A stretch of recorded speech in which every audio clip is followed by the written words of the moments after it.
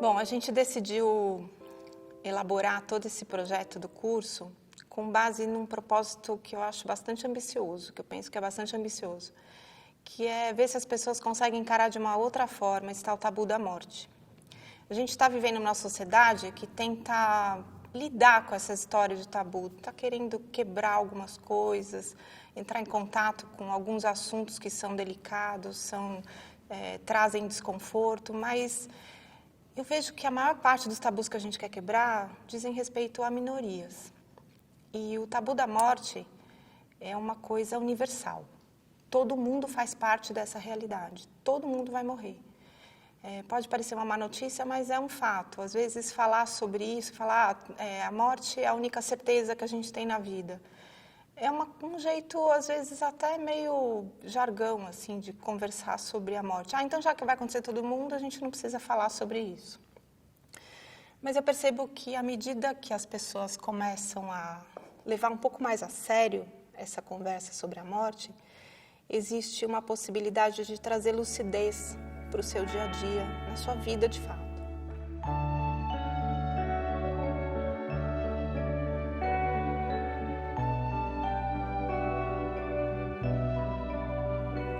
Eu acredito que conversar sobre a morte pode ser um grande desafio para a maior parte das pessoas. Mas uma vez que você tem coragem de entrar nesse processo, certamente você não vai ser o mesmo depois que ele acabar. Então, é um convite, assim, toma um pouquinho de coragem, vem comigo durante todo o curso. E eu acredito que a gente vai poder chegar a conclusões juntos muito, muito incríveis. Aí vocês podem perguntar por que eu estou aqui, né? Por que eu tenho essa possibilidade de conversar sobre esse assunto. Meu nome é Ana Cláudia, eu sou médica e eu fiz faculdade de medicina. Sendo médica e fazendo faculdade de medicina, a gente tem a oportunidade de falar sobre tudo que vocês possam imaginar a respeito de doença, menos sobre a morte. Os médicos e os profissionais de saúde não aprendem nada sobre como cuidar de uma pessoa que está morrendo. Pelo menos no nosso país é assim. Eu fiz a Universidade de São Paulo, eu entrei muito jovem na faculdade e durante a minha formação eu entrei em contato com o universo da morte. Meu primeiro dia de aula foi na anatomia. E aí, quando eu entrei naquela sala que estava repleta de cadáveres, eu gostava de olhar para o rosto deles. E eu tentava imaginar quais eram as histórias daquelas pessoas que estavam ali. E quando eu comecei a comentar isso com os meus colegas, eu já ganhei um belo rótulo de esquisita. Porque como que você vai pensar sobre isso quando você olha um cadáver numa sala de anatomia? Eu queria saber das histórias deles. Ao longo da faculdade, assim, nos primeiros anos, a gente trabalha com pacientes só quando você vai fazer a liga, né? Que a liga é uma atividade extracurricular da faculdade que você atende pacientes, que você conversa com os pacientes. Mas, de fato, na faculdade, o contato com o paciente oficialmente aconteceu quando eu estava no 4º ano da faculdade. E aí, lá, eu conheci um paciente que estava com doença hepática bem avançada. Ele era alcoólatra, etilista, e com cirrose, com câncer hepático, e ele estava morrendo, de fato. E eu fui sorteada para conversar com ele, para aprender a tirar história. Essa era a meta daquele dia. E aquele dia foi realmente inesquecível para mim, porque eu encontrei um homem sentado na beira da cadeira, assim, olhando nada, numa janela, aquelas cadeirinhas de ferro de um hospital, né, de 1980 e pouco. E esse homem estava com muita dor. E eu entrei no quarto para conversar com ele a respeito da doença dele. E a única coisa que eu consegui perceber é que ele estava sofrendo muito na vida dele. E quando eu fui pedir o remédio para dor para a enfermeira disse, já deu, tem que esperar a próxima dose, que é daqui 6 horas. Eu falei, mas 6 horas é muito tempo para ficar com dor. Fala com o seu professor. E aí eu fui falar com o professor. E a resposta dele foi, não tem nada para fazer. Eu falei, mas como não tem nada para fazer? Se a pessoa está morrendo e ela está com dor, como não tem nada para fazer? Ah, não tem nenhum remédio para dar, porque os remédios que a gente pode dar para ele são remédios que vão atacar o fígado dele. Eu falei, mas se não tem tratamento para o fígado, por que poupá-lo do alívio da dor? E a resposta foi, não há nada para fazer. Vai lá, tira a história, faz o que é possível. E aí o que foi possível para mim foi parar a faculdade, porque não dava para pensar que um médico pudesse não se responsabilizar pelo cuidado de um paciente até o último dia de vida dele, mesmo que a doença dele não tenha cura. Eu não queria fazer uma faculdade para gostar de doença. Eu queria fazer uma faculdade para continuar gostando de gente, que era o que eu gostava. Eu parei a faculdade, foi um processo muito difícil para mim. Certamente, olhando retrospectivamente, aquele tempo foi um tempo de profunda depressão, de profunda busca de sentido de vida, sem encontrar respostas. No final, a resposta foi voltar para a faculdade e terminar a faculdade, porque talvez existisse alguma coisa que eu pudesse fazer por aqueles pacientes e eu ia descobrir o que tinha para fazer.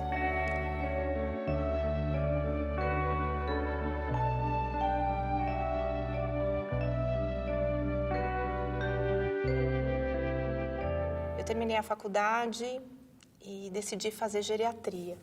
Eu gostava de estudar tudo, né? Então, geriatria me oferecia essa possibilidade de continuar olhando para o ser humano como um todo.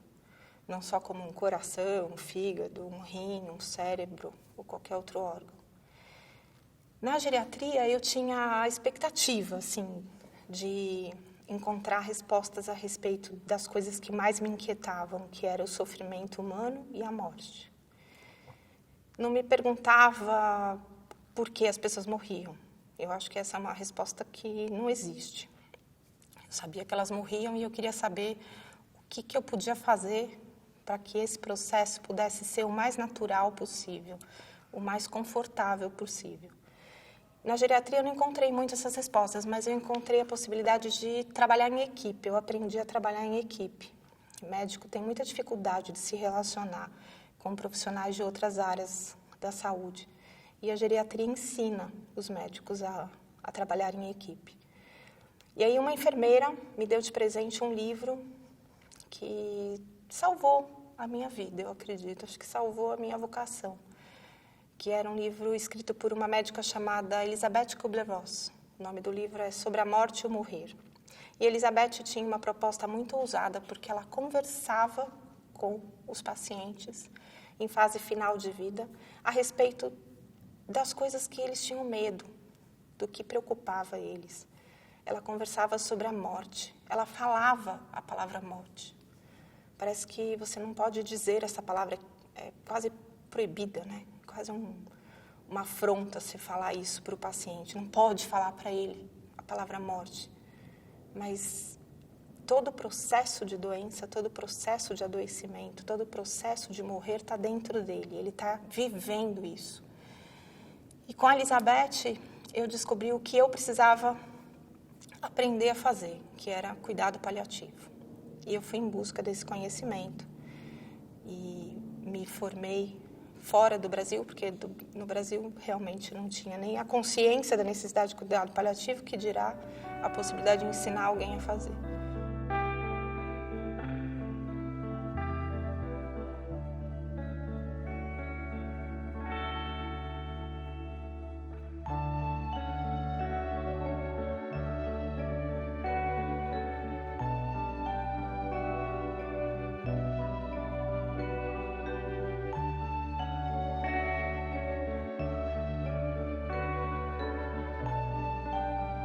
Eu fiz essa formação, complementei a minha formação em cuidado paliativo com a especialização em luto, e eu acredito que isso foi um dos grandes espaços que eu abri dentro de mim para entender o que é a gente se vincular e perder esse vínculo no nosso dia a dia. E no meu trabalho como geriatra, isso realmente ampliou muitos horizontes de cuidado, de compreensão do que é envelhecer.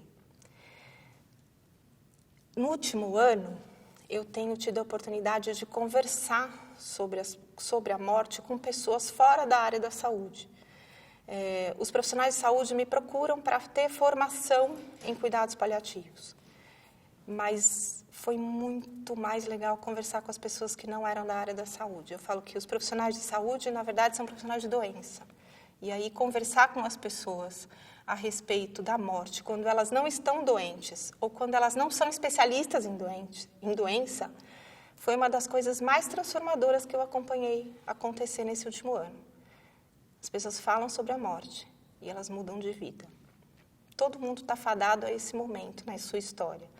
A nossa história vai terminar com a gente morrendo no final. E a morte traz para nós, a consciência da morte traz para nós a possibilidade de planejar, né? Como se a morte fosse um projeto de trabalho que a gente tivesse que entregar. E tem data para entregar.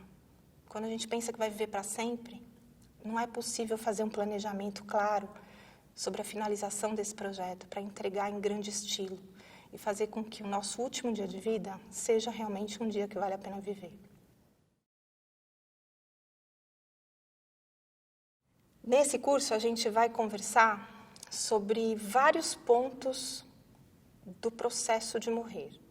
Então, a gente vai conversar sobre como ajudar uma pessoa a morrer, como que a gente lida com o luto, né? Como que a gente vai perceber a importância das nossas escolhas para evitar arrependimento no final da vida.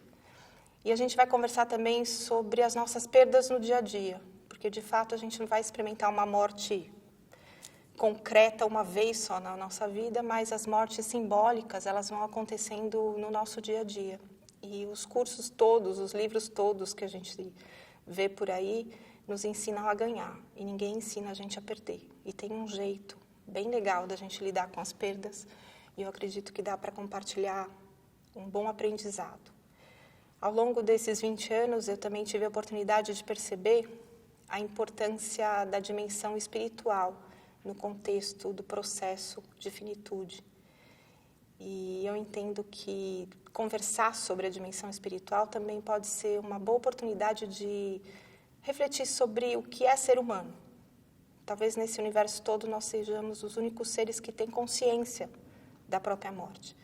E essa consciência pode nos levar a uma transcendência, a uma busca de significado, uma busca de sentido que nos fortalece e nos empodera diante de qualquer adversidade, inclusive a do fim da vida.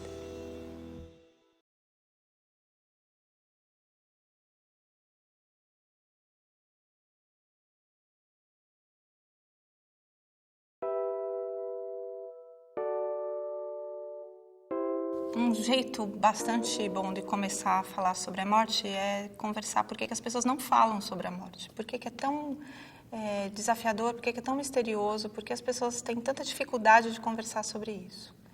As pessoas não falam sobre a morte porque a morte no nosso mundo ocidental ela é considerada uma moeda de troca, de poder, de controle. Não se fala da morte porque parece que conversar sobre ela dá azar. Né? Você não conversa porque pode atrair a possibilidade de morrer. Só que, de fato, todo mundo vai morrer. No Brasil, 1.100.000 pessoas morrem todo ano. Dessas, mais ou menos 800.000, elas morrem, né? De doença crônica degenerativa, doença neurológica, demência, doença renal, hepática, morre de câncer. Então, de cada 10 brasileiros, 8 vão morrer de morte anunciada. Eles vão saber que tem uma doença grave e incurável. E ao longo desse processo todo de adoecimento, de perda de capacidade, então você vai ficando mais dependente, você vai precisando de ajuda para cuidar de si mesmo, para tomar os remédios, para andar. E nesse processo de dependência, a consciência da morte, ela vai aparecer em algum momento. A maior parte das pessoas não consegue conversar sobre esse assunto. Dentro da casa de cada um de nós, eu tenho certeza que todo mundo já teve a experiência de passar por alguém doente, pelo menos. E tem sempre um movimento da família de tentar proteger o paciente. Então, não se fala sobre a doença, especialmente se a doença for câncer. porque falar sobre câncer é quase fazer o atestado de óbito. Na nossa cultura, pensar sobre uma doença grave é como se você pensar ou você falar, né, sobre uma doença grave como essa, é trazer uma realidade que ninguém quer lidar, que é a morte. No mundo ocidental, é essa coisa da morte ser um tabu. No mundo oriental, é muito diferente. As pessoas no mundo que percebe a morte como parte da vida, contempla a morte como uma situação inexorável para o trajeto de vida, fica muito mais fácil você lidar com o seu dia a dia. Tem um autor que chama Rilke, Rainer Maria Rilke, que escreveu um livro chamado Cartas a um Jovem Poeta. Quem me conhece sabe o grande apreço que eu tenho por esse livro. Eu digo, se um dia eu for presa e não puder ter acesso a nada, que pelo menos me deixem levar esse livro. Na primeira parte do livro, o Rilke diz mais ou menos assim: a maior parte das experiências humanas entram na categoria do indizível. A maior parte dos sentimentos intensos que a gente experimenta na vida não conhece as palavras. E a experiência da morte, ela entra nesse processo do indizível. É muito difícil você traduzir em palavras aquilo que pertence ao grande mistério da vida, que é o fim dela.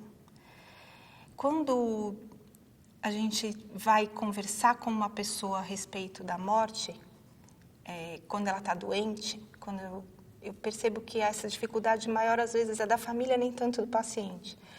Tem um certo, assim, uma inquietude a respeito do que significa esse processo final, como ele vai ser. E aí as pessoas pensam que pelo fato de eu fazer cuidado paliativo, eu trabalho com eutanásia. E é uma verdade muito, muito estranha. Porque quando eu digo que eu cuido das pessoas ao longo da vida delas, eu não apresso a morte delas.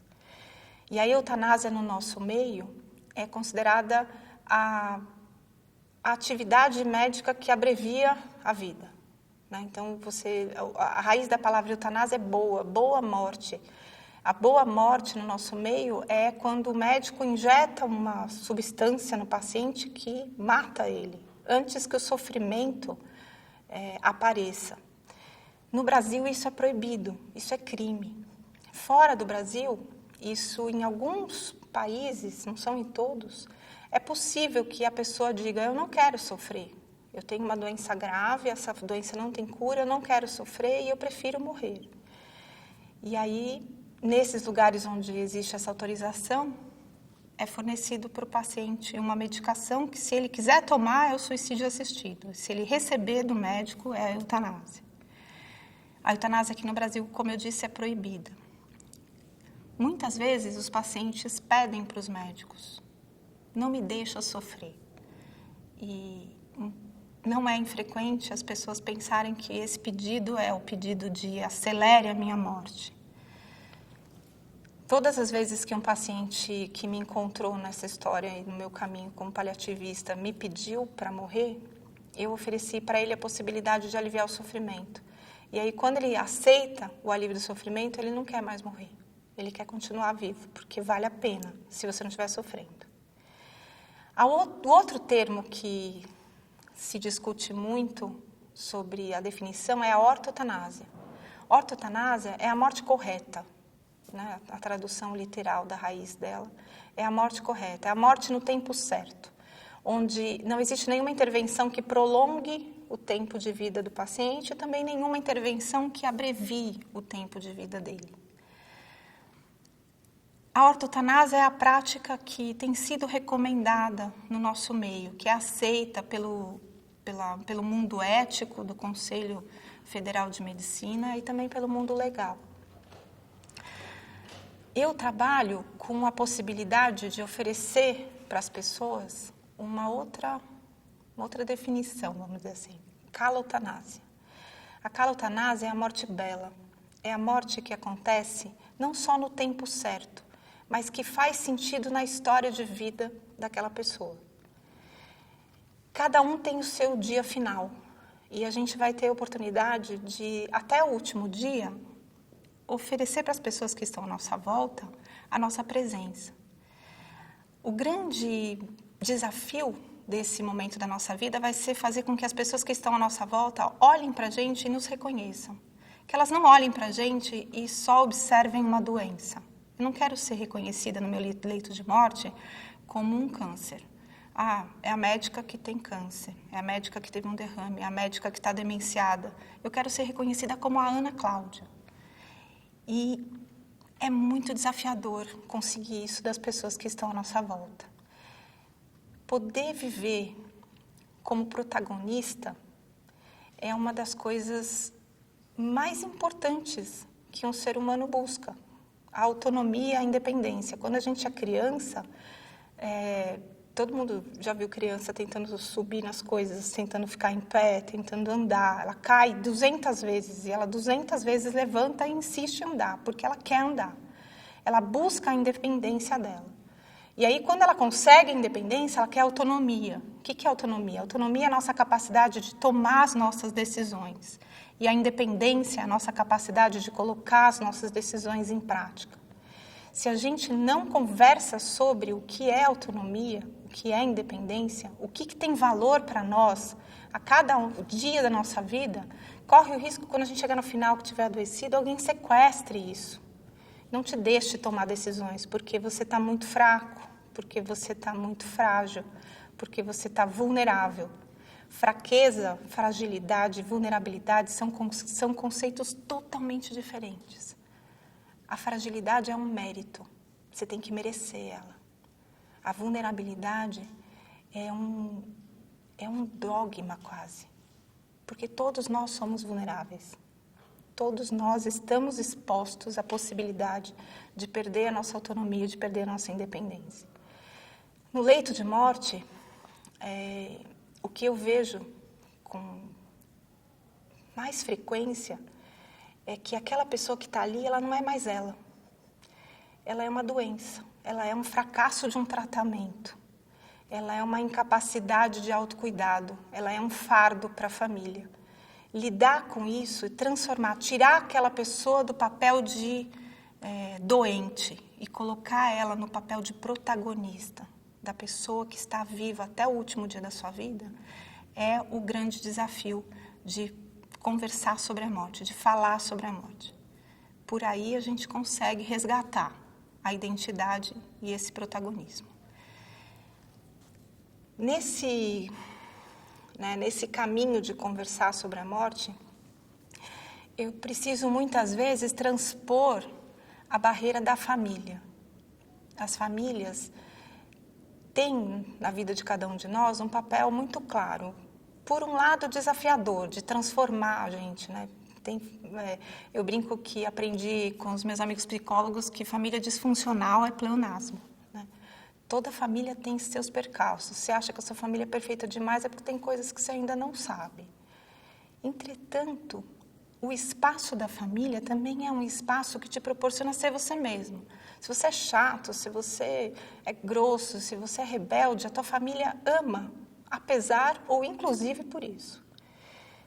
E aí, nesse momento, onde a vulnerabilidade, a fragilidade, a fraqueza aparecem, a família meio que quer englobar o papel da pessoa que está morrendo. E começa a decidir por ela coisas que, na verdade, ninguém teria condição de decidir. É aquele espaço do indizível, que você não tem a menor possibilidade de compreender o que está acontecendo com aquela pessoa que está adoecida, aquela pessoa que está morrendo.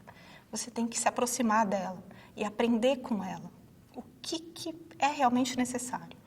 Eu falo, para fazer direito esse cuidado para a pessoa que está morrendo, a gente não pode levar a sério aquela coisa que ensinam para a gente a vida toda, que é fazer pelo outro aquilo que você quer para você.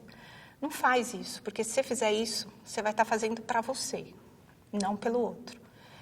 O maior conselho, o melhor conselho para esse momento é ouça como você gostaria de ser ouvido. E aí a gente vai poder escutar coisas bem esclarecedoras sobre o que é morrer.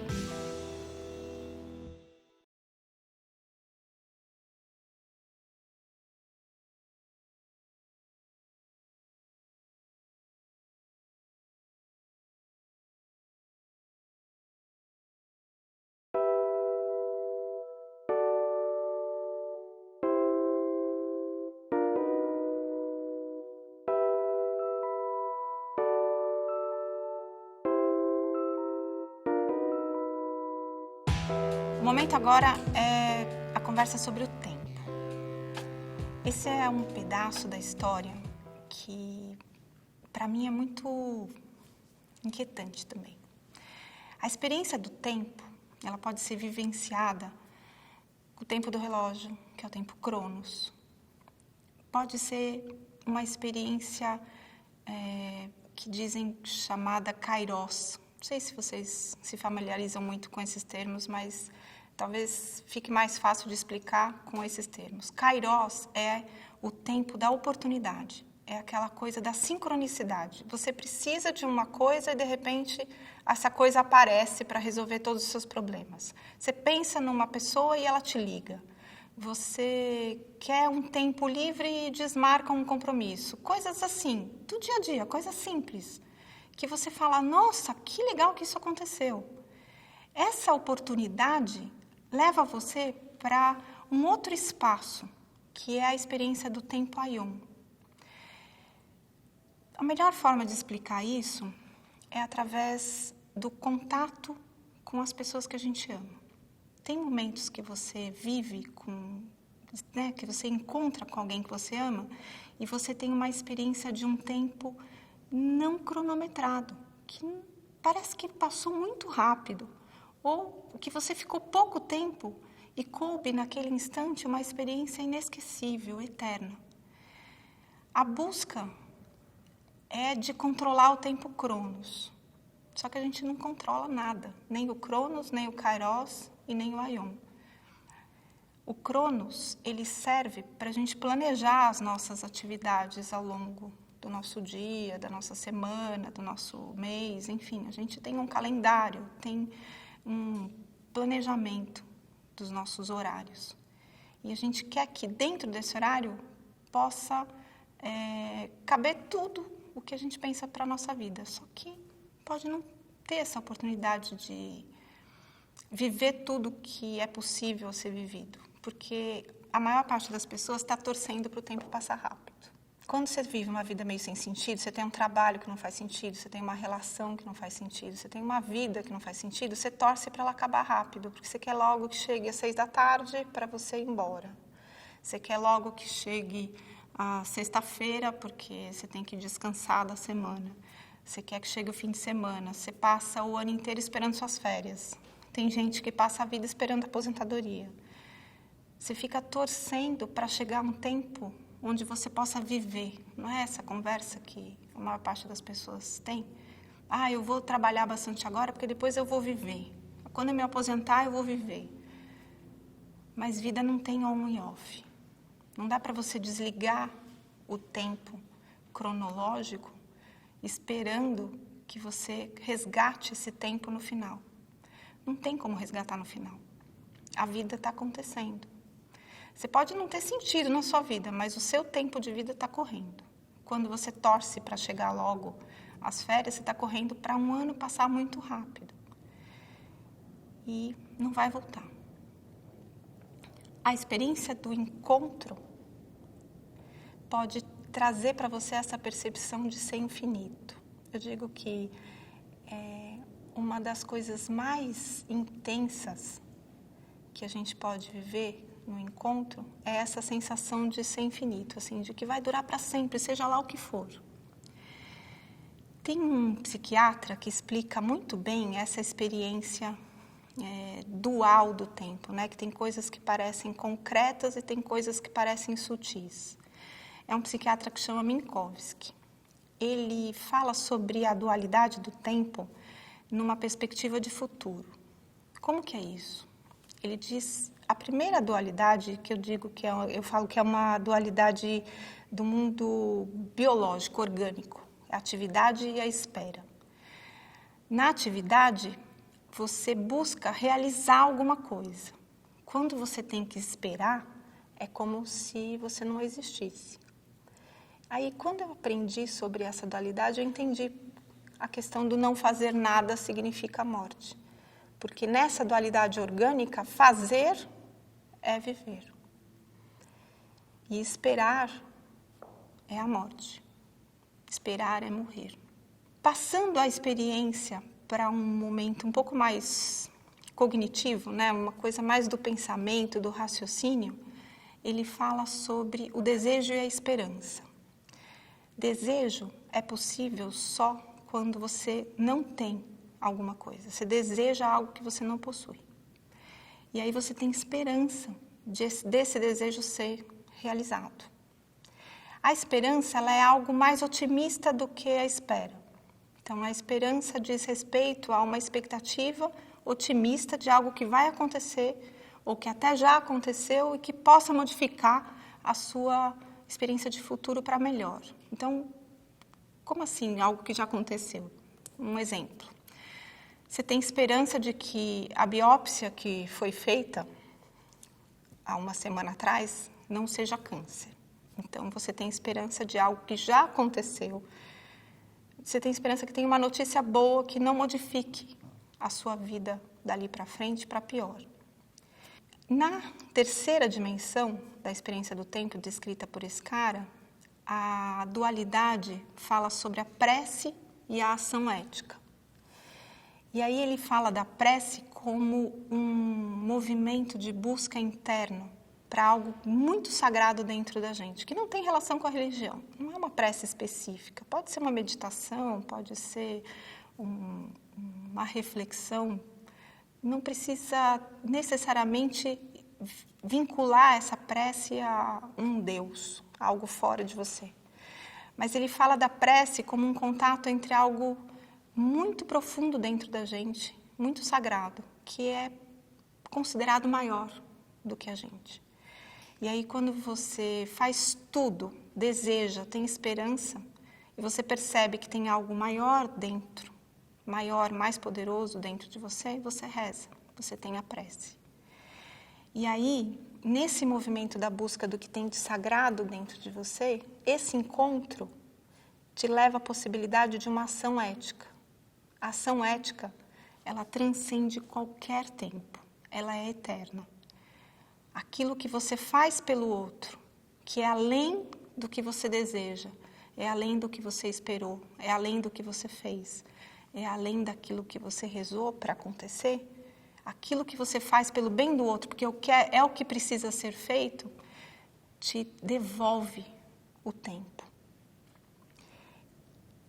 O maior exemplo que tem disso, falando, né, desse meu mundo do cuidado paliativo, é a pessoa que está no leito de morte receber uma permissão para morrer da pessoa que ela mais ama. Imagina uma mãe que está cuidando do seu filho, que está morrendo. E ela chega para ele e diz, pode ir. Eu vou ficar bem. Quando você se despede da pessoa que você mais ama, da pessoa que você lutou, você fez tudo para ela ficar boa, você esperou que as coisas melhorassem, você teve esperança de que tudo desse certo, você desejou a cura dela, você rezou pela cura dela, mas a doença não permitiu a cura e a pessoa está morrendo. Quando você diz a ela, pode ir, você está mostrando o que há de mais sagrado dentro de você, porque é maior e mais forte, e é pelo bem daquela pessoa. Essa atitude ética, né, ação ética, traz para cada ser humano essa experiência de infinito. Porque é essa ação que faz, que dá sentido na vida depois que o tempo acaba. Pensar sobre a morte faz com que você entenda que o tempo aqui está limitado, o tempo cronos. Mas o seu tempo de existência é infinito, a depender de quantas vezes você pôde viver uma experiência como essa, de fazer pelo outro o bem que precisa ser feito. Isso fica para sempre, dentro do coração, dentro da vida, dentro da memória das pessoas que vão permanecer depois que você morrer. E aí, viver o tempo desse jeito é, para mim, a melhor forma de ter essa experiência de eternidade.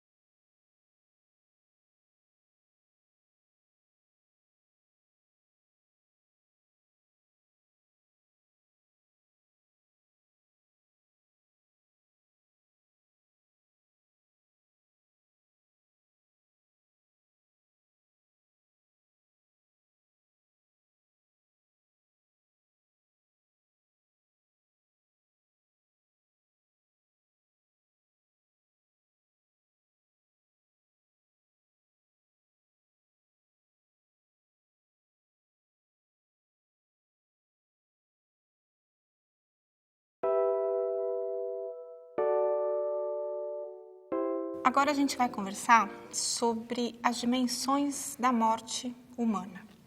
A morte física, ela acontece de um jeito bem programado. Embora a gente não aprenda nada sobre isso na faculdade, a questão do processo de morrer dentro do organismo é uma coisa muito bem organizada. Parece um processo caótico, mas é muito bem organizado. Cada um de nós vai ter essa experiência caso sejamos os contemplados com uma doença. Eu digo que a morte e o sofrimento vem para todo mundo. A doença, o envelhecimento acontece só para os afortunados. Essa morte física vai depender da doença que você tem. É bastante ambicioso. Cada doença vai ter o seu processo de instalação, de evolução, resposta ao tratamento, controle. Tem muitas doenças que não têm cura, mas têm controle. E o fato de prolongar a vida da pessoa faz com que a experiência desse movimento físico seja gradualmente percebida. Se a doença for longa, como a doença de Alzheimer, a hipertensão, o diabetes, você vai tendo a experiência da morte física de uma maneira gradual e você vai se adaptando às dificuldades que a doença vai te trazendo. Do ponto de vista orgânico, talvez a morte física mais dramática seja a experiência do câncer, porque existe uma mudança física, muitas vezes rápida demais, na vida da pessoa, na percepção dela e nas pessoas à volta, que choca. A morte física, ela é bem complexa quando é rápida. Quando é muito rápida, por exemplo, a morte súbita é mais difícil ainda, porque não dá tempo de trabalhar com as outras dimensões da morte. Por que eu estou falando isso? A morte anunciada traz a possibilidade de viver esse processo de uma maneira tranquila até. Você vai ter a morte emocional, a dimensão emocional desse processo de morte, que é um sofrimento muitas vezes complexo. Eu digo que, se a gente for falar de música, o sofrimento físico é um barulhão. Você não consegue pensar direito quando você está com dor, quando você está com falta de ar, quando você tem um desconforto no seu corpo. Quando a gente fala de sofrimento emocional, eu estou falando de uma complexidade única.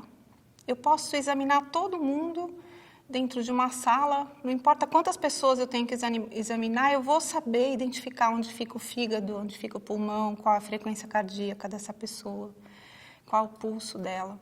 Mas eu não consigo identificar onde está a paz, onde fica o nível de medo, quanto de culpa foi acumulado ao longo dos anos de vida daquela pessoa.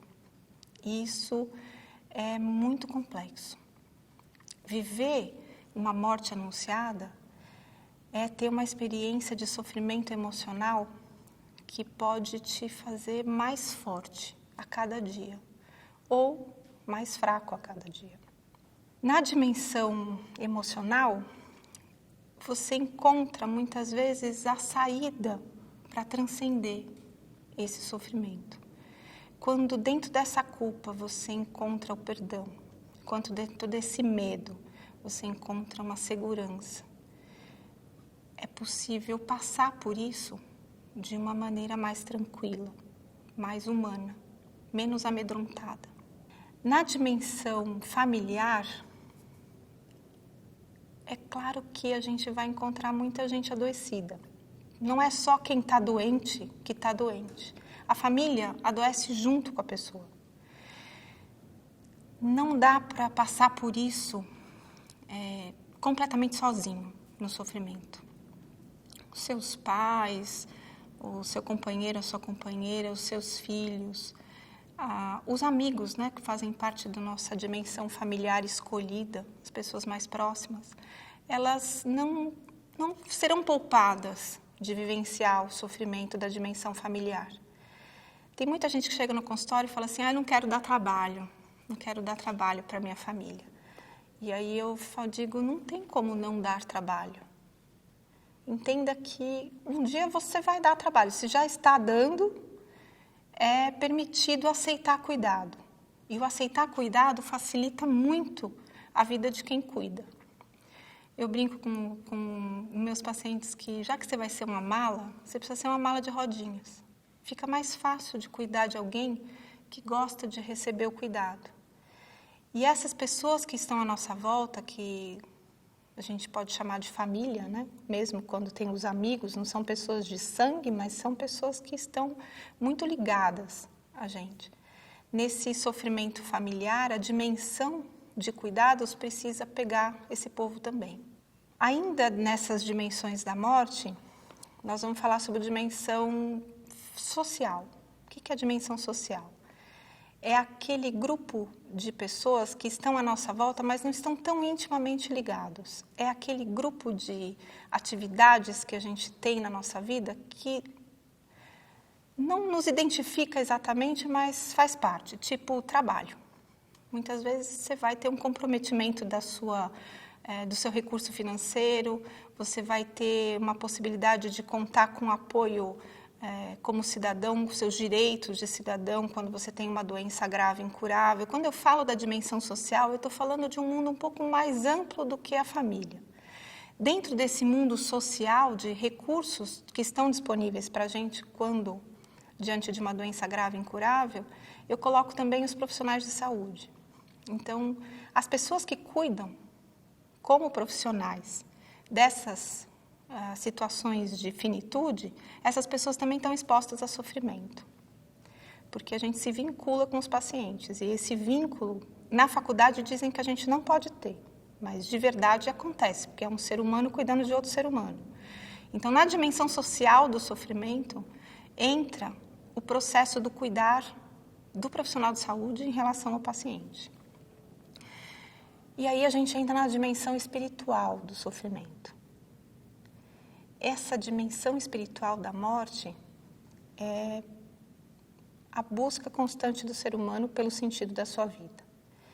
Muita gente só vai pensar sobre isso quando pegar o resultado de uma biópsia ou quando pegar o resultado de um exame que traz esse diagnóstico de uma doença grave e incurável. Aí você vai pensar qual o sentido da sua vida. A dimensão espiritual do sofrimento, ela pode trazer para um ser humano no fim da vida, talvez a experiência mais difícil, já experimentada antes. Cuidar desse sofrimento espiritual é um mistério para todos os envolvidos, porque, de fato, You ever wondered how little we know? Ninguém sabe. Cada um vai ter a sua resposta. Perguntar sobre isso é muito saudável. O problema é que muitas vezes a gente não faz a pergunta certa. Aí a resposta não vem.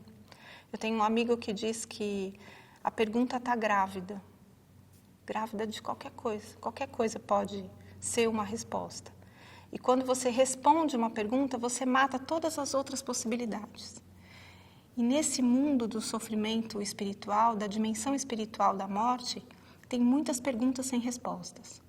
E é preciso que a gente ame cada uma dessas perguntas. O Rilke oferece isso também, de reflexão. Ele fala, ame as suas perguntas, como livros escritos em outra língua, quartos fechados, portas fechadas de aposentos na sua casa que você ainda não é capaz de entender. Contemplar a morte no precipício é algo que traz para esse ser humano uma inquietude. Qual o sentido de tudo isso? De você olhar para a sua vida e falar, valeu a pena. Ou se você olhar para a sua vida e falar, devia ter feito diferente. E perceber que pode não haver tempo para isso, é um processo que ajudaria bastante se tivesse sido reconhecido com mais antecedência.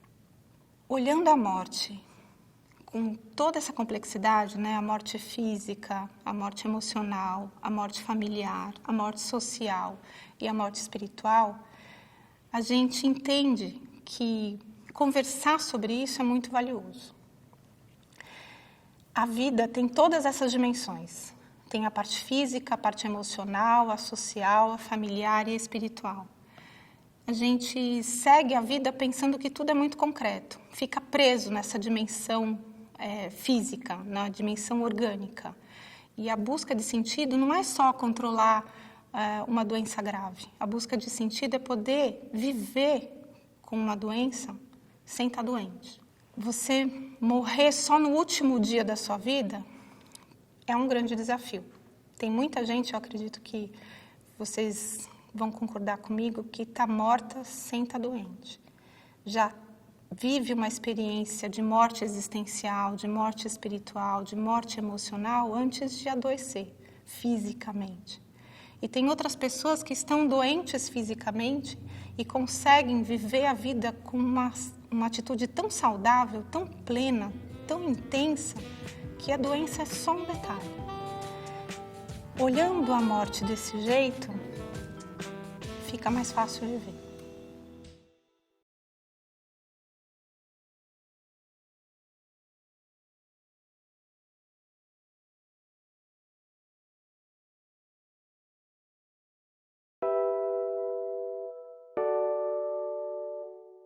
Hoje, a ideia é a gente conversar do olhar para a morte como uma oportunidade de entender o que é ser humano. Como que a gente pode fazer isso? Diante da possibilidade de adoecer, a nossa sensação é de como que vai ser, né? Eu não quero pensar sobre isso, eu não quero pensar que eu vou ficar doente, que eu vou ficar dependente, eu não quero nem conversar sobre isso. Talvez falar sobre a morte possa ser uma coisa meio filosófica e tudo mais, mas acho que o momento talvez seja de conversar sobre a doença. Uma vez que se estabeleça a necessidade de um tratamento para uma doença grave, você começa a atravessar um pântano, onde você tem esperança de chegar no final. E aí você vai acreditar que tudo que você aprendeu ao longo da sua vida vai te tornar sobre-humano.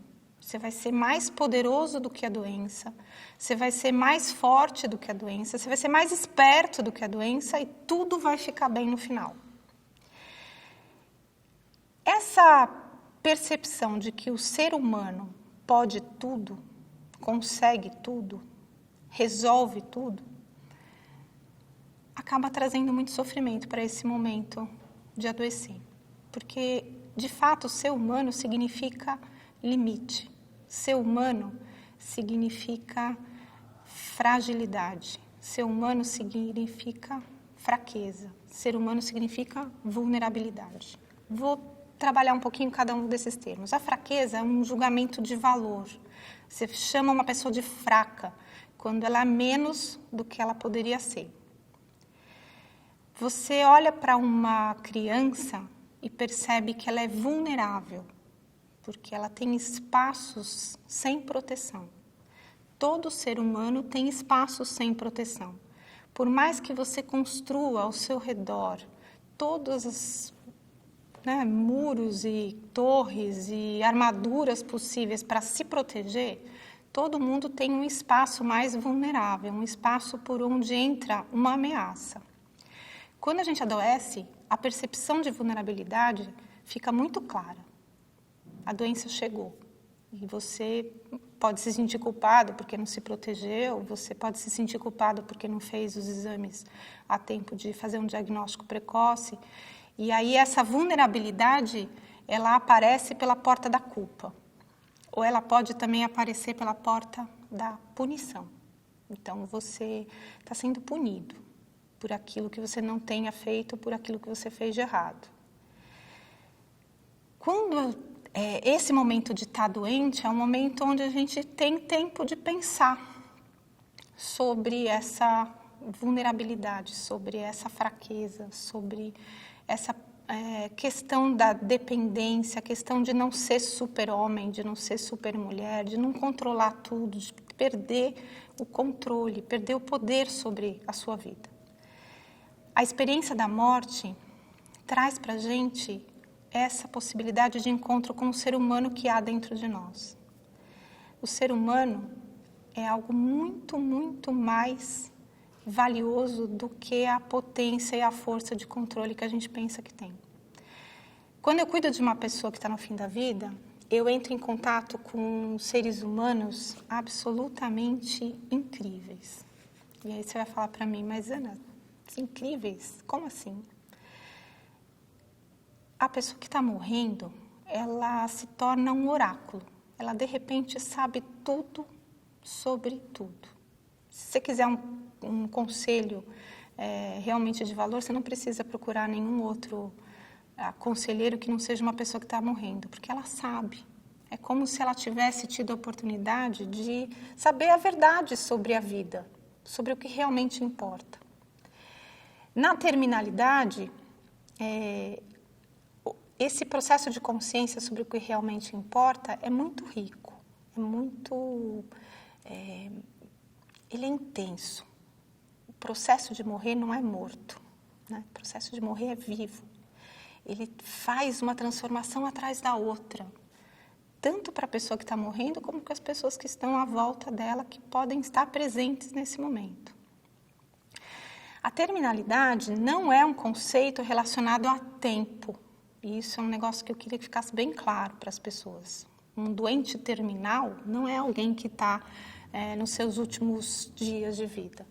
Um doente terminal é uma pessoa que tem uma doença grave, incurável, e que não tem nenhum tipo de tratamento que a medicina possa oferecer que interrompa o curso natural daquela doença.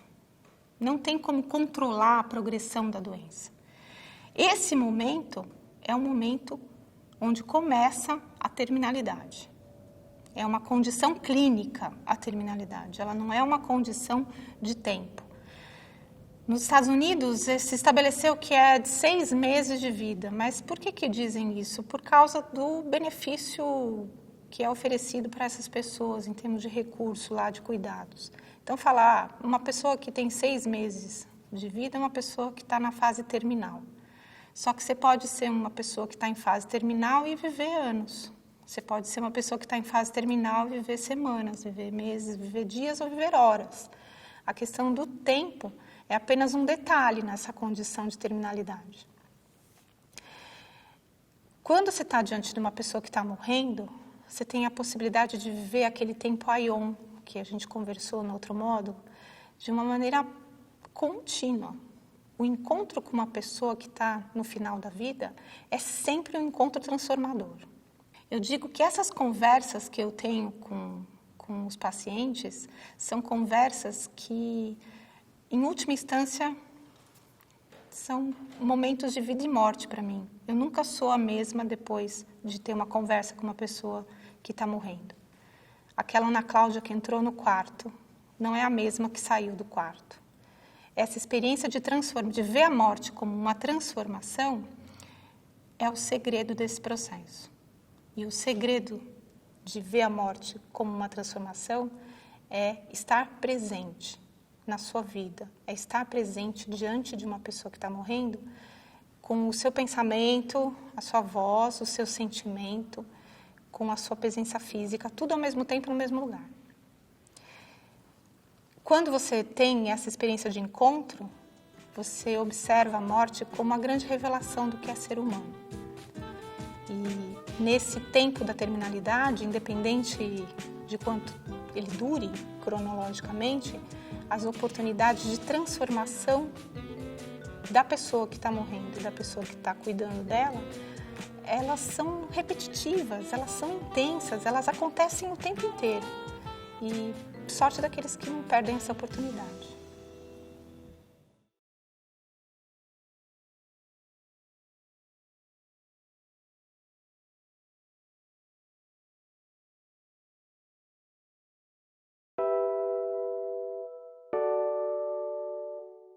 Hoje a gente vai conversar sobre o que é cuidado paliativo.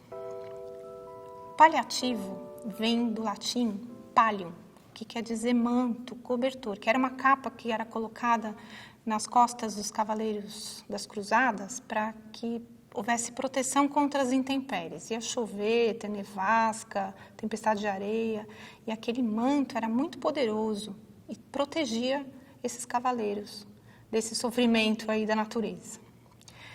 Na nossa cultura, paliativo parece que é gambiarra, como eu digo, é colocar uma fita isolante no fio solto, aí você faz um paliativo. Tem gente que fala até com E, né? Paliativo, é de amargar.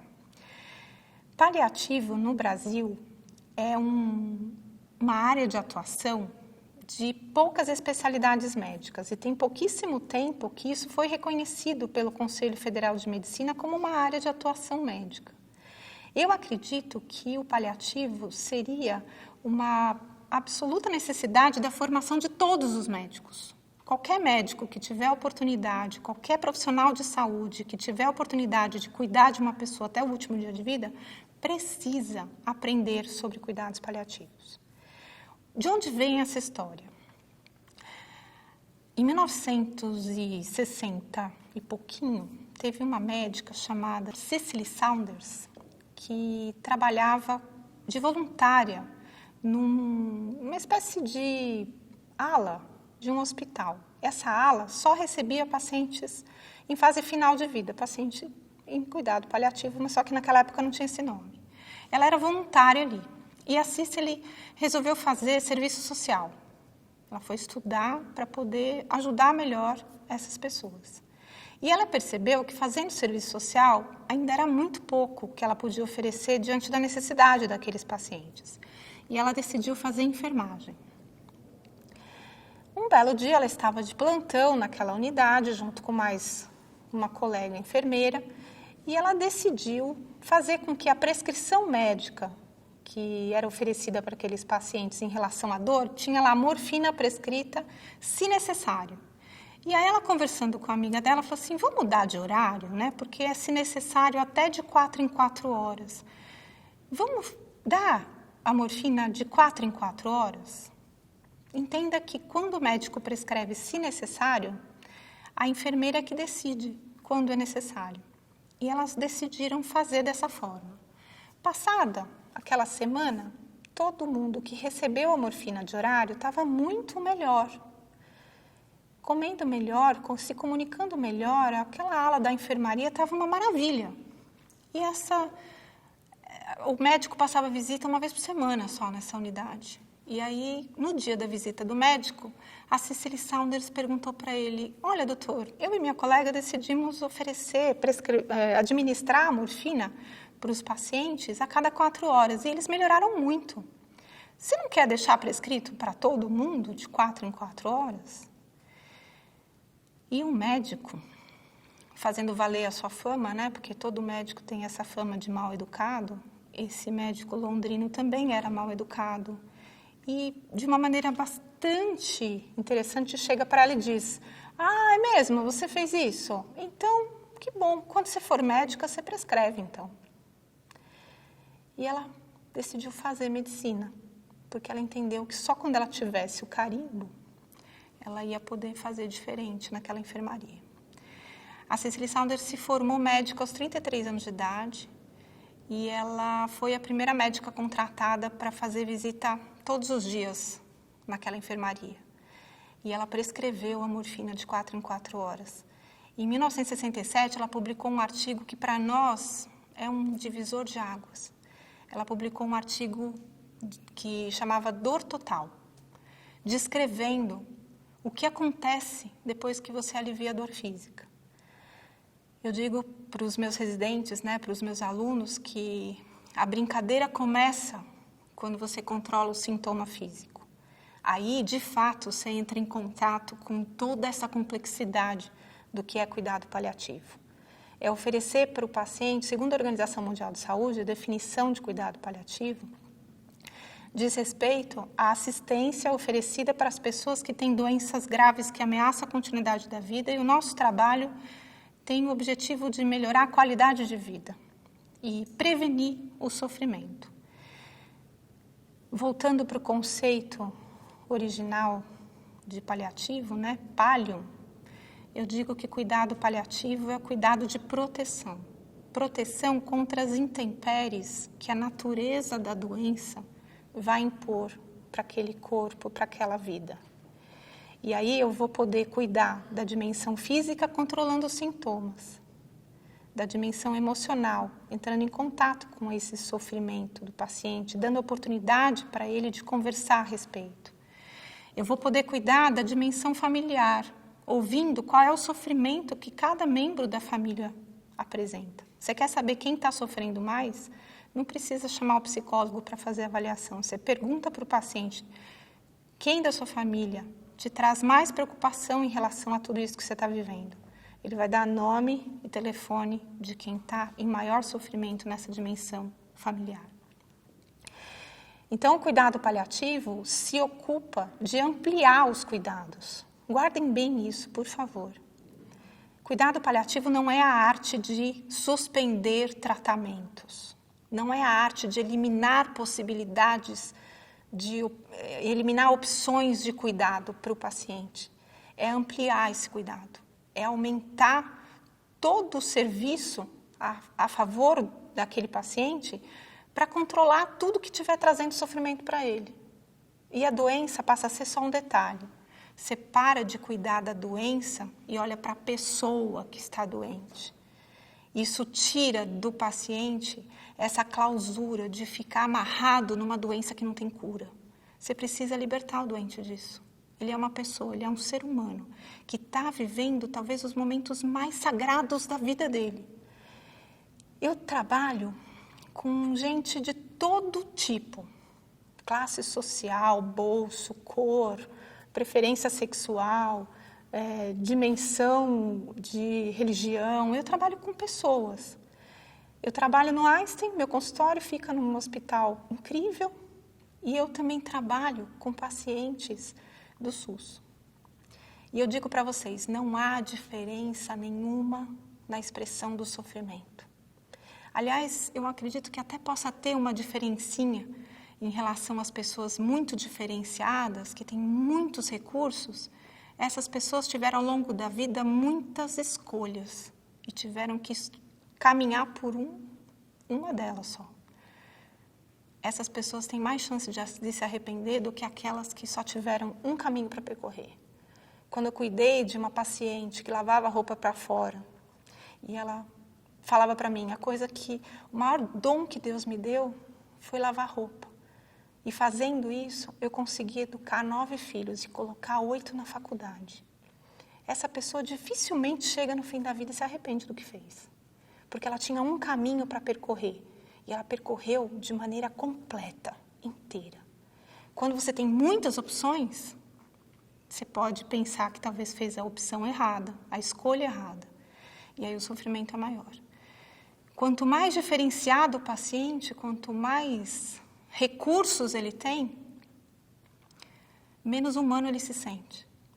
E ele acredita que tem controle sobre as coisas, que pode evitar a morte, porque ele tem poder, ele tem recurso. Cuidando de pessoas em todos os níveis, né, sociais e financeiros, e raça, cor, sexo, como eu disse, não tem nenhum tipo de privilégio, a morte não traz privilégio para ninguém. Eu percebo que o sofrimento humano, ele é algo universal. Todo mundo passa por isso. A briga de um filho, de uma família por herança de bilhões, é a mesma energia de uma briga por uma pensão. A mesma, não tem diferença.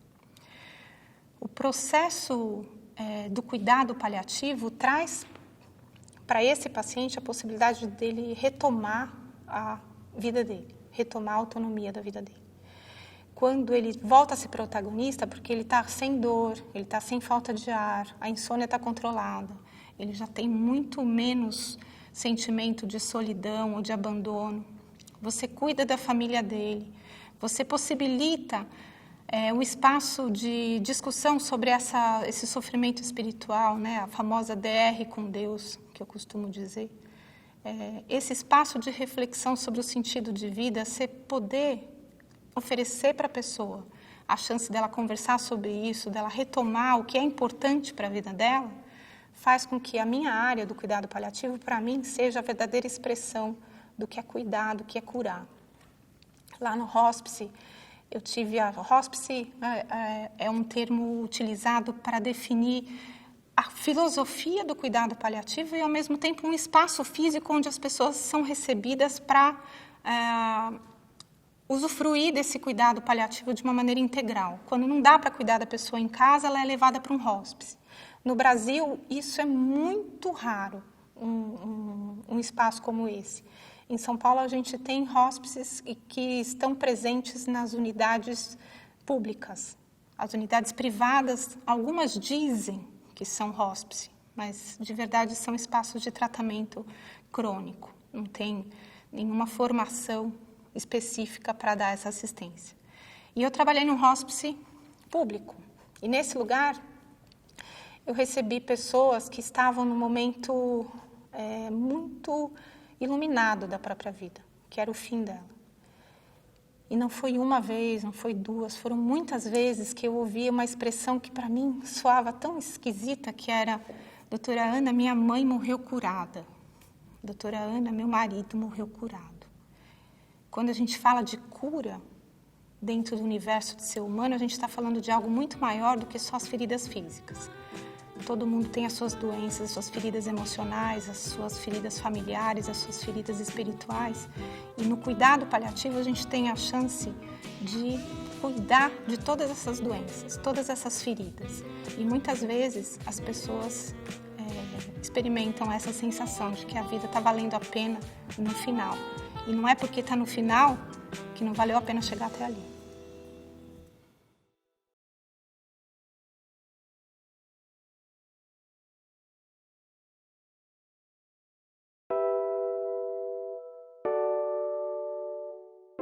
Como é que a gente morre? Como que é o processo de morrer? Eu tenho a chance de conversar sobre isso com os meus pacientes, mas são todos que têm coragem de perguntar como é que vai ser. Aqueles que têm coragem de perguntar, eles olham muito fundo nos meus olhos e eles esperam que eu conte a verdade. Como é morrer? Eu tive uma paciente no hospice que eu a conheci aos 90 anos de idade. Na chegada lá na instituição, ela vinha de uma cirurgia por um câncer de reto, que é uma parte final do intestino. Essa senhora, quando chegou no pronto-socorro, ela estava com o intestino todo parado e os médicos decidiram levar para cirurgia. Quando chegou na cirurgia, eles abriram e viram que o tumor estava completamente dominando a cavidade abdominal. Não havia nenhum tipo de tratamento possível cirúrgico naquele instante que não fosse só colocar uma colostomia, que era abrir um buraquinho na barriga para sair as fezes. A pessoa fica com uma bolsinha. Essa senhora chegou no hospice com sonda, com a barriga toda costurada, com aquela colostomia, super confusa, porque tinha 90 anos, além de tudo. E durante o processo do cuidado paliativo lá no hospice, ela foi melhorando de tudo. Controlou o sintoma de dor, controlou a questão do intestino, ela começou a receber morfina, ela ficou sem a sonda, a gente conseguiu tirar a sonda, a cicatrização da cirurgia foi muito bem. Ao final do 2º mês, essa senhora estava ajudando a cuidar da paciente vizinha, que dividia o quarto com ela. Como que se explica isso? Uma pessoa que chega, teoricamente, num processo ativo de morte, com o cuidado recebido, consegue voltar a um estado funcional, um estado de qualidade de vida tão significativo.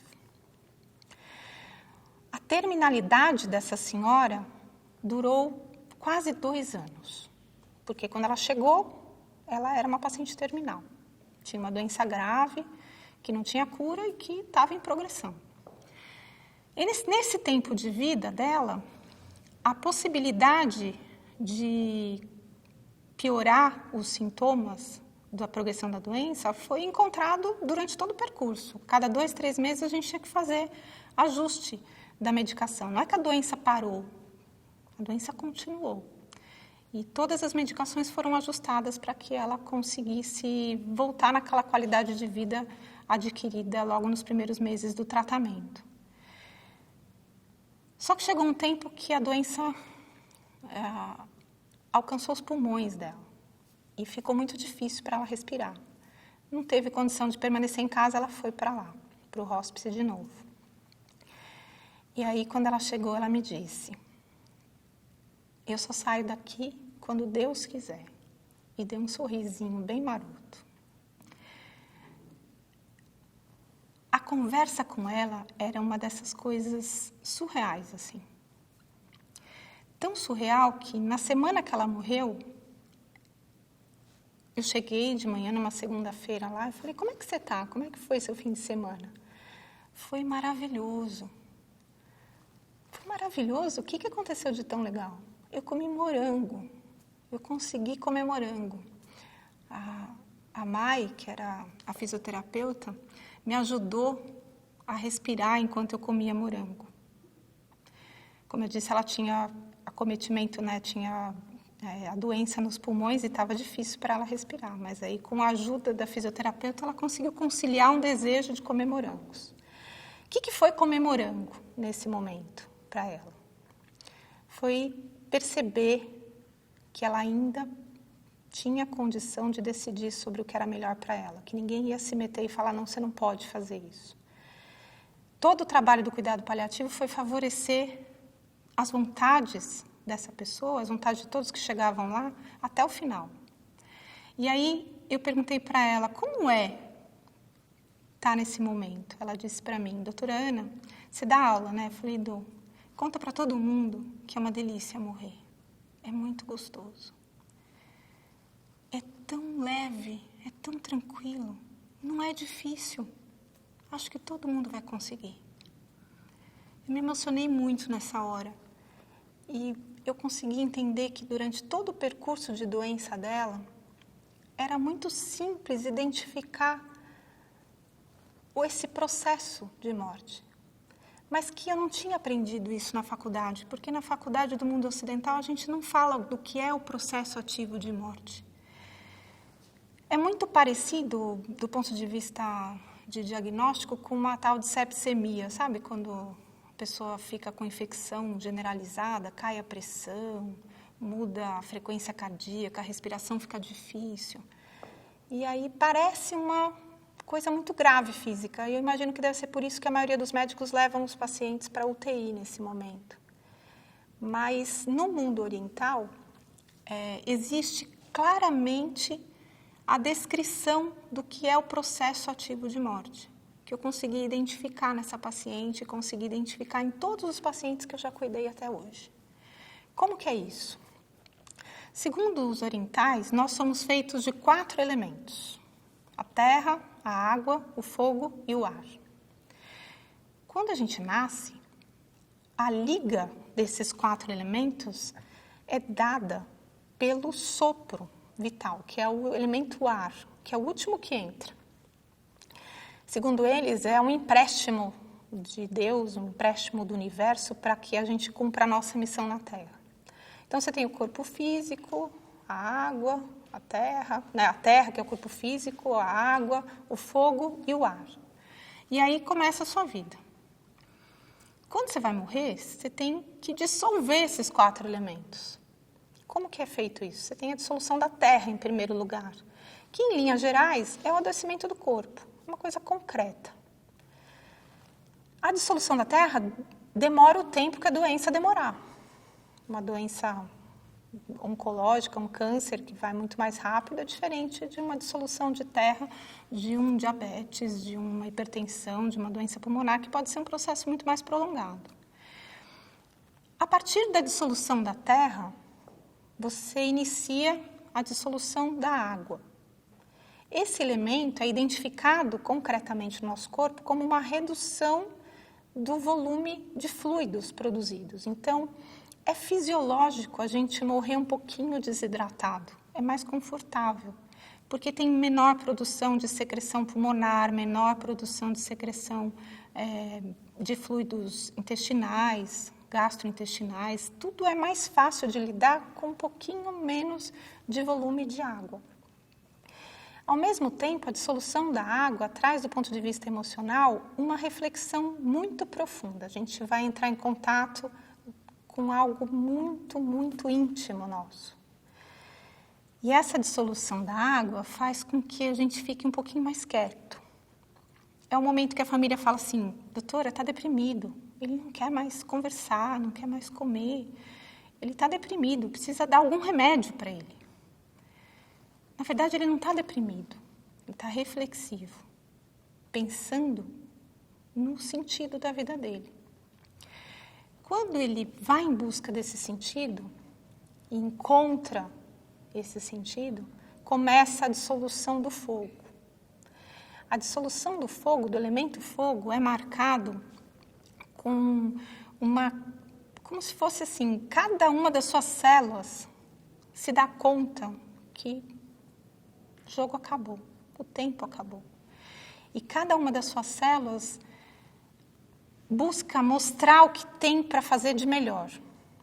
Então, se cada uma das suas células faz o que tem de melhor, então a célula do seu pulmão faz o que ela tem que fazer, a célula do seu fígado faz o que ela tem que fazer, a célula do seu rim faz o que tem que fazer, o seu cérebro funciona como deveria sempre ter funcionado. Então, tudo isso funcionando direito, o que acontece? A melhora. O paciente melhora, de repente. Todo mundo já ouviu uma história anedótica da visita da morte. O paciente, antes de morrer, melhorou tanto e aí depois morreu. Isso é muito comum. Por quê? Porque todo mundo tem dissolução do fogo na hora de morrer. Quando você busca essa essência, encontra essa essência, você demonstra ela. Então, esse organismo cuja célula, cada uma das células, expressou o que há de melhor, esse organismo mostra o que tem de melhor. E o ser humano tem na sua essência a amorosidade. Eu nunca cuidei de nenhuma pessoa que não tenha se tornado amorosa no final da vida. Nenhuma. Até as pessoas mais trashes que vocês possam imaginar. No final da vida, mostra a amorosidade que escondeu, muitas vezes, a vida inteira. Essa é a essência do ser humano. O que ele tem de melhor para mostrar é a amorosidade. E ele mostra. Todo mundo é assim. Quando ele mostra isso, ele, de novo, vivencia o encontro transformador com as pessoas que estão à volta dele. Nessa dissolução do fogo, o encontro com a própria essência leva a pessoa à dissolução do ar. O ar é o que tem de sagrado dentro da gente. É o que Deus emprestou, né? O sopro divino, o universo emprestou o sopro vital para que a gente cumprisse nossa missão na Terra. E aí a gente começa a dissolução do ar, para devolver para Deus ou para o universo o sopro vital que foi emprestado. E nesse momento começa a chamada agonia da morte. Por que fala agonia? Porque a respiração começa a ficar um pouco caótica, fica com uma frequência esquisita, tem hora que faz pausa comprida e parece que não vai respirar mais, aí volta a respirar, respira rápido, faz barulho. Esse período da agonia é a dissolução do ar. E ele vai sair pelo mesmo caminho que ele entrou. Então, tem algumas pessoas que demoram muitos dias nessa agonia, nesse processo de dissolução do ar, e tem pessoas que, em poucas horas, dão o último suspiro. Na dissolução dos elementos, em qualquer um desses momentos, a gente tem a chance de encontrar sentido na nossa vida e trazer sentido para a vida das pessoas que estão à nossa volta. É nessa experiência da dissolução dos elementos que, como eu disse, é o momento que a essência do ser humano aparece. É a demonstração do que traz plenitude, que é você poder demonstrar afeto, receber amor, poder perdoar, você ser perdoado, agradecer tudo que você viveu até esse momento e, se tiver condição, coragem, força, dizer tchau.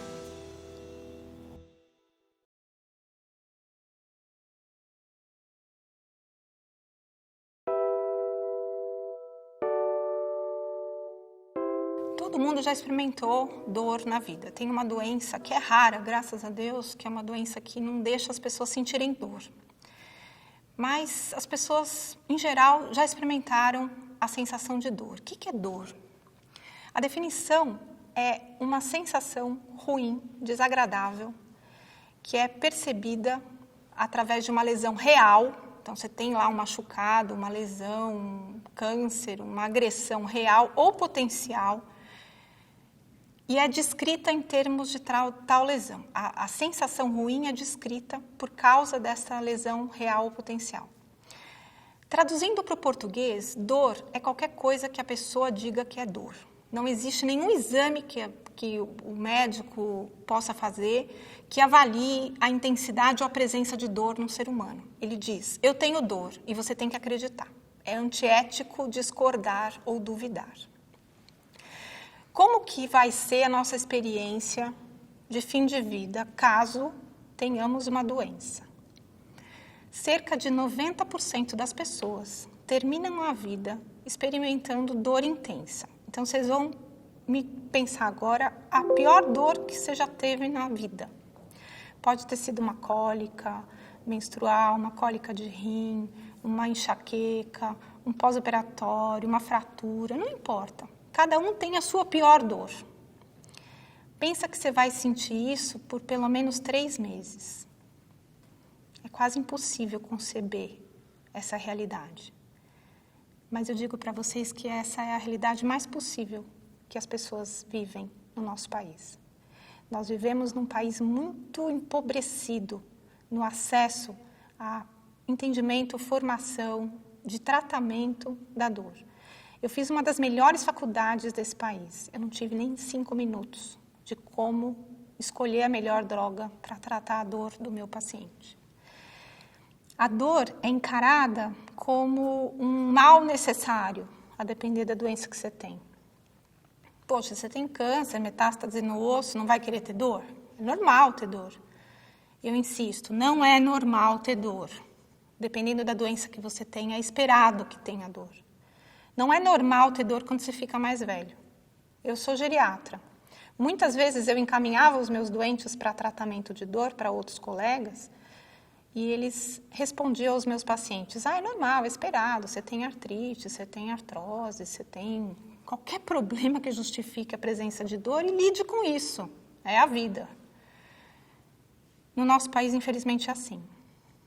Você tem que acostumar com a dor, porque ninguém vai se importar com ela.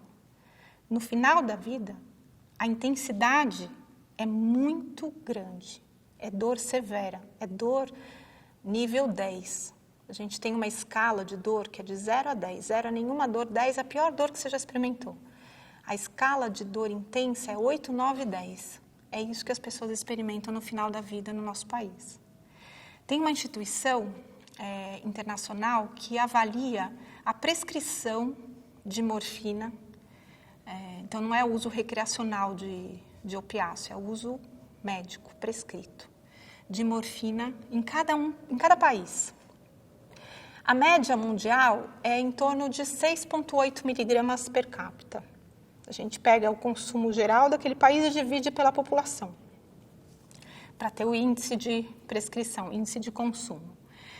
O Canadá tem algo em torno de 90 miligramas per capita, Estados Unidos em torno de 70. O Brasil, 4,5 miligramas per capita. O brasileiro é mais forte para a dor? O médico no Brasil é um incapacitado na prescrição de analgésico de maneira correta, porque ele não sabe sequer avaliar a dor, nessa condição que eu falei agora, né, da intensidade da dor, ele não sabe escolher o melhor analgésico. E ele acaba escolhendo uma classe de remédios que é muito fraca para conseguir tratar a dor intensa. Dentro disso, ainda tem o peso do preconceito. A gente vive num mundo onde morfina é morte. Se eu vou prescrever a morfina, eu falo, nossa, mas já está na morfina. Já está na morfina significa que a dor é intensa. Ponto. Esta é a frase que precisa ser compreendida. Morfina é para tratamento de dor intensa. Morfina não é para um ato de compaixão na beira do leito de um paciente moribundo que recebe uma dose de morfina para poder aliviar o seu sofrimento de últimos dias. Isso é errado, isso é má prática. A maior parte dos médicos não tem acesso a uma receita especial que é necessária no nosso país para a prescrição de opiáceo, que não é só a morfina. Tem várias medicações que têm potências semelhantes ou até um pouco maior do que a morfina e que tratam a dor intensa. Teve um outro estudo no mundo que foi feito por aquele grupo que chama The Economist, que faz avaliação de índices de qualidade de diversos aspectos no planeta, e eles avaliaram, em 2010, a qualidade de morte nos países. E aí foram escolhidos 40 países para entrar nesse critério de avaliação. E o Brasil ficou em 38º lugar. Se você pretende morrer aqui no Brasil não é uma boa ideia, porque aqui é o 3º pior país dessa primeira avaliação para se morrer. Esse estudo foi repetido em 2015, e aí mostrou que o Brasil ficou atrás de Uganda. Antes ele estava na frente, agora ele ficou atrás. Então as coisas não só não andaram na velocidade necessária, como até ficaram um pouco mais lentas na evolução do cuidado a essas pessoas no final da vida. A dor não é tratada. Se a dor não é tratada, é impossível a esse paciente alcançar sentido de vida, significado, valor, qualidade, se ele tem uma dor que não é cuidada. É preciso que as pessoas entendam. Então, acho que é até um pedido que eu posso fazer aqui. Entenda, dor não é normal. Se você tem um médico que te diz isso, é melhor trocar de médico, porque ele não sabe o que ele está dizendo. Dor é esperada. Tem muita doença que traz a dor como o principal sintoma. E no final da vida, independente se for câncer, se for doença cardíaca, se for AIDS, se for demência, a dor vai estar presente. E é muito provável que a gente não encontre um médico que saiba cuidar da dor do paciente que ele está ali diante dele na fase final de vida. Um dos grandes preconceitos que eu vejo no meu dia a dia é em relação à pessoa que tem doença neurológica e ela não consegue se comunicar. A pessoa tem uma sequela de derrame, tem um quadro demencial, ela tem um tumor cerebral, qualquer coisa dentro do cérebro dela que interfira na condição de expressão do sofrimento. E aí, se ela não consegue expressar, ninguém pensa que ela pode estar com dor.